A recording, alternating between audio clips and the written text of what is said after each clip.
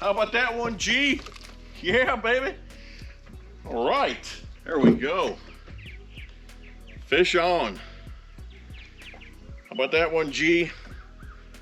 On the Meta Series rod and reel. Bomber Square A. Heck yeah, man. Tackle Junkies, what's going on, everyone? Really appreciate you guys and gals for clicking on the video.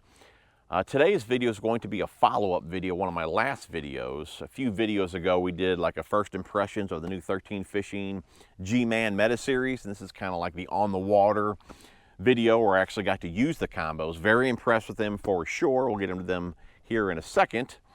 But I caught a couple fish today. Pretty excited about that. The last few trips out, haven't caught anything, so it's nice to boat flip a couple bass today. I got two bass, one, I think it's called a green sunfish, a yellow bass, and then I think I snagged like either a carp or a catfish. It pulled off. But at least I did boat two bass, which was pretty cool. But the main combo that I used today, I used two of the three, and we'll get into all of them today, but the main one that I used was the cranking combo. I mean, I figured today, I mean, really for me any day is just a good day to go down the bank and shallow crank. But today, water temps being 61 to 64, I thought for sure I'd knock them dead shallow cranking. I only caught the couple. But anyways, I got to use the cranking combo the most today, and I gotta tell you, I'm very impressed with it. Now, just like I said in the initial video, or the first impressions video, you notice the weight right away with this glass rod, okay?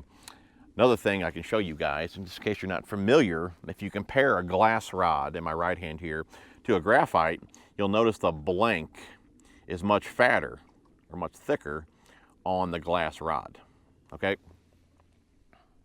Not that that really matters much, but just letting you guys know it's a thicker blank, and like I said, the glass rod typically weighs more. And you notice it right away. And I gotta say, after I made a few casts today, I was like, man, it's kind of heavy. You do notice it. But I will say, after I continue to use it, I didn't really even notice it anymore. And now I did notice it when I went from the crankbait to the spinnerbait. That was not a fish. That was my phone. I have a drag as my notifications. But nice if it was fish. But I'm not tight lining in the back of the boat. But anyways, you definitely noticed it when you went from the cranking rod to the graphite rod. Definitely noticed the weight difference there. But like I said, once you're cruising down the banks and you're just fishing, I mean, you really don't even notice the weight anymore. But I gotta say, it really is a nice combo. We can start here with the reel. Now this is the Inception G2. I'm gonna be honest with you, I mean, the concept A2, and I have a video on that, or a review, I'll link it down below. I mean, that's a higher end reel, or more of a higher end reel compared to this one here. And to me, it felt very similar. I mean, I felt like I had like the Concept A2 or the C2 in hand. It really felt like a good, solid reel. So I'm gonna say they definitely knocked it out of the park with this reel. Like I said, probably if I wasn't looking at them, I'm not sure I could even tell the difference from this reel to, you know, the A2 or the C2. I mean, they feel very solid in hand. Just your typical 13 reel. I mean, they feel very solid, compact, you know, in hand. So definitely a fan of the reel. Really, the only thing that I would change, I can tell you on the rod and reel, I'm not a big fan of a gloss finish. I like to see this reel in matte, the reel seat in matte. I mean, that would look pretty killer.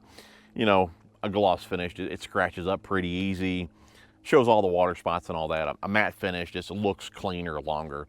Is that a big deal? Not at all. But I'm sure some guys will like to know if it's a gloss finish or a matte finish. You can see it definitely is a gloss finish. Matte would be better, not a deal breaker, just throwing that out there. But yeah, the reel, very nice. It's got centrifugal brakes here. Okay, you just pop open the side plate here. I can probably show it to you guys real fast. Pop that open. And you have a dial in there, 0 through 6, if you guys can see that. I also seen a video with G-Man saying he leaves his on 4 and just leaves it. I figured if he's leaving his on 4, I better put mine on 5. And I'm glad I did. If you guys seen that review that I did on the A2, I say in that video that it seems like if you compare the original to the A2, that that A2, man, that line just comes rolling off that spool, and it's no different with this Inception G2. I mean, once you cast them, it's rolling out of there, so make sure you have your brakes set. Keep an eye on your tension knob here. You may want it a bit tighter than normal. Make sure your thumb's on that spool. I didn't have any issues with it, didn't backlash at all, but just be aware that once you make a cast, man, that line it's rolling out of there. So I do agree with G-Man for sure. Keep it on 4. Like I said, for me, I kept it on 5. You may even want to put it on 6. Just know that even on 5, it didn't affect my distance at all. I mean, I was able just a little roll cast. I mean, it was rolling out of that spool, you know, so definitely a great casting reel for sure. But as far as the rod goes, like I said, this is a glass rod, and by going to a glass rod, really what you get, if you guys can see that there, it's a super soft rod. Really, it's parabolic.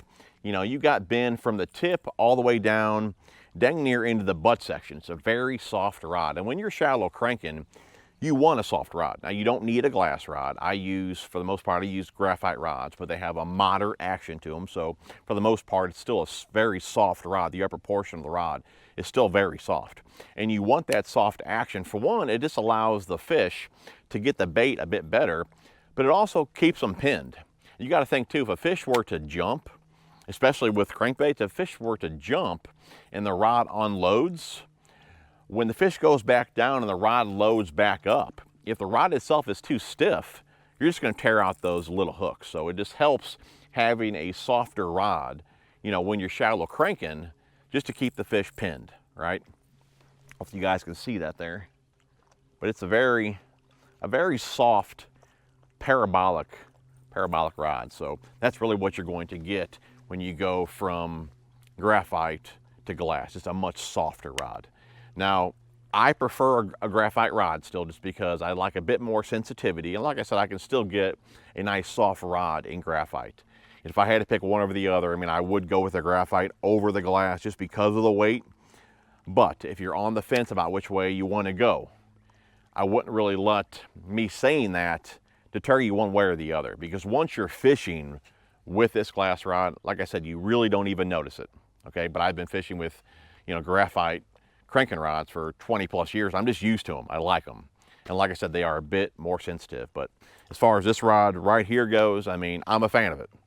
I'll definitely continue to fish with it. Like I said, you're getting a very nice, soft cranking rod here in this Meta series. I do believe there's three different rods that are glass, and then the rest are graphite. But yeah, man, I'm definitely a big fan of it. Nice looking rod, split grip here, EVA foam. Again, it's got that gloss reel seat. I do like the foam here. I guess you'd call that, I guess it's right above the nut. Kistler has that as well. Really like that, especially when you're using the rod for a moving bait, whether it be shallow cranking, spinnerbaits, or whatever. You're putting your finger on that blank there. So it's just nice having a bit of cushion there above the reel. But like I said, nice looking rod, split grips, gloss, a reel seat there. I got the foam above the nut. And I do believe, I could be wrong, but I do believe these could be micro guides. If not, they're just right above that. They're not very big for the most part. These bottom couple here are decent, but as you go up the rod here, they're fairly small. Like I said, they may not be micros. I do believe I have an old Dobbin Savvy rod that had micro guides. I do believe they're a bit smaller than these, so maybe these aren't quite micro, but they're a bit on the small side. I believe one of you guys had left a comment about that, so that's why I wanted to mention that. But overall, guys, I mean, nice combo for sure. I really don't have many complaints about it. Like I said, I knew about the weight going into it, but after fishing with it, I'm definitely a fan. So I was running the Bomber Square A all day today. I got a couple of videos on the few little mods that I do to it. You know, I put an oval split ring on the front. I downsized the hook split ring to a size 2. I put on, those are Mustad short shank size 6. I mean, for like $4 or $5, it is truly hard to beat the Bomber Square A. I mean, a lot of my big fish have been caught on this bait right here. And I got a discount code over there at Lurenet. TJ81 gets you guys 15% off over there, so definitely check that out. They got like 18, 20 different brands over there, and one of them is Bomber. So definitely check that out. Running 15 pound, that is Seagar Invisex. Really like the Invisex, got a bit of stretch to it. Just a good all-around fluorocarbon.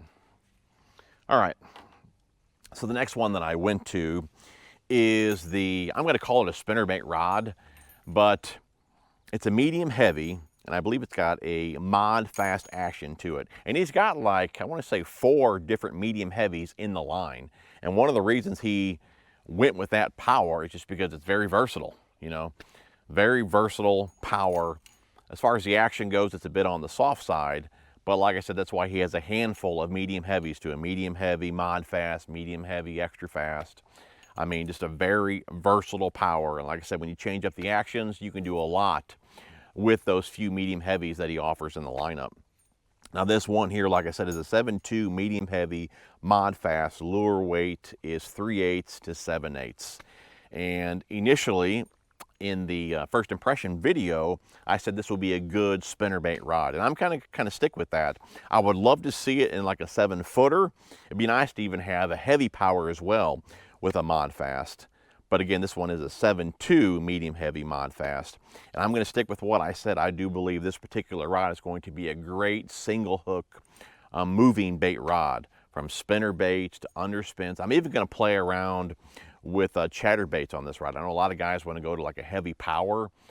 I mean, it's, you know, they say it's like fishing a jig, but you have to think when you're throwing a spinner bait or a chatterbait or whatever the case may be, a reeling bait, a reaction type bait, you know, you already have the momentum of the bait coming into you. You know, when they hit it and turn and you sweep away, I mean, it doesn't take a ton of force to drive that hook home. So I believe you'd be more than fine with this rod for chatterbaits. At least I'm going to try for chatterbaits, but for right now, like I said, spinnerbaits, underspins is what I'm going to use it for. So, but you can see here, it's got a soft tip to it as well. You guys can see that there. Not near as soft as that glass rod, but it's definitely a mod fast action. Great for, like I said, single hook moving baits. And I have all the reels here. These are all, I believe, in a 6.6, I believe. Yeah, 6.6. All right hand in a 6.6. And I'm running the 15-pound Seaguar Invisex on this combo as well. Now, the one that didn't get any action today is the 7.3. I believe it's a medium heavy extra fast. And this is the rod that I plan to use to work the bottom. The lure rating is 3/8 to 1 ounce. And I picked up this rod here mainly to work the bottom. I do plan to try it with swim jigs, but like I said, I mainly picked it up for Texas rigs and jigs and things like that. Got a Pit Boss on here today, 5/16 ounce. Mustad weight, Mustad hook there. That's 15-pound, that is Tatsu. 15-pound Seaguar Tatsu. But like I said, this rod here I did not use. But like I said, I think I say that a lot, but like I said, with the ratings on this rod, it's going to be a great bottom contact rod. Texas rigs, jigs, things like that. And I'm going to stick with what I said for the other two. Obviously, the cranking rod we're going to crank with, and the other one I'm going to stick with single hook moving baits. I do believe it's going to be a great choice for that. Got the Picasso double willow on there. And that's basically really all I threw today. I just really wanted to spend some time, you know, with those 3 combos, and it was kind of hard to put down the square bill. So I just thought, like I said, I caught that first fish maybe 30 minutes into the day, and I thought for sure I was just gonna jack them all day, and I did not. But you know what? That's fishing. Hopefully you guys enjoyed the video. I'll go ahead and link these down below over there, Tackle Warehouse or 13 if you guys want to check them out. But I appreciate you guys watching. If you guys liked the video, be sure to smash the thumbs up. Love you guys. We will see you guys on the next one.